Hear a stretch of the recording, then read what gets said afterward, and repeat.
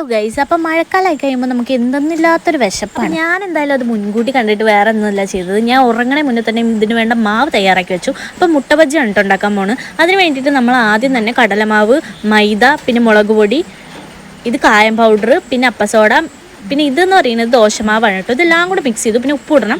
അതെല്ലാം കൂടെ മിക്സ് ചെയ്ത് വെച്ച് കഴിയുമ്പോഴത്ത് നമ്മൾ നേരെ കിടന്നുറങ്ങുക. പിന്നെ ഈ മുട്ടയും പുഴുങ്ങി വെക്കുക. എന്നിട്ട് ഇതിങ്ങനെ ഹാഫ് വെച്ചിട്ട് കട്ട് ചെയ്ത് കഴിയുമ്പോൾ ഇങ്ങനെ കിട്ടും. എന്നിട്ട് മാവിലിട്ട് കുളിപ്പിച്ചെടുത്ത് ഇതേ കിടക്കുന്നു. ഇങ്ങനെ ആയി. പക്ഷേ ഞാനത് സെറ്റാക്കി എടുത്തു. ഇത് 3 മുരട്ടകളായിട്ട് കിടക്കുന്നുണ്ട്. അപ്പോൾ ഞാൻ വിചാരിച്ചു തിരിച്ചും അങ്ങനെ ആയിരിക്കും കിട്ടുക. പക്ഷേ ഞാൻ വേർപ്പെടുത്തി കഴിച്ച് അവരെ ഒന്നിക്കാൻ സമ്മതിച്ചില്ല. പിന്നെ ഈ വക സാധനങ്ങൾ കാണുമ്പോൾ തന്നെ ചായ കുടിക്കണം എന്നുള്ളൊരു പ്രാന്ത് കയറി വരും കേട്ടോ. അതുകൊണ്ട് തന്നെ എനിക്ക് മിൻറ്റ് ടീ മേടിക്കാൻ ഭയങ്കര ഇഷ്ടമാണ്. അതുകൊണ്ട് ഞാൻ ഇന്ന് മിൻറ്റ് ടീയാണ് ഉണ്ടാക്കിയിട്ടുണ്ടായിരുന്നത്. പിന്നെ അതിന് പഴംപൊരി അല്ലല്ലോ, മുട്ട ബജ്ജിനെ പറ്റി പറയുകയാണെന്നുണ്ടെങ്കിൽ ആദ്യം ഭയങ്കര ചൂടോടെ കഴിയുമ്പോൾ നല്ല ക്രിസ്പാണ്. കുറച്ച് തണുക്കുമ്പോൾ വരെ ഭയങ്കര സോഫ്റ്റ് ആയിട്ടാണ് എനിക്ക് ഫീൽ ചെയ്തത്. എന്തായാലും എല്ലാവരും ട്രൈ ചെയ്ത് നോക്കണം, അടിപൊളിയാണ്. ഇവതക്കുട്ടി ഞാനും കൂടെ കഴിച്ചാൽ അത്രയുള്ളൂ. ബൈ.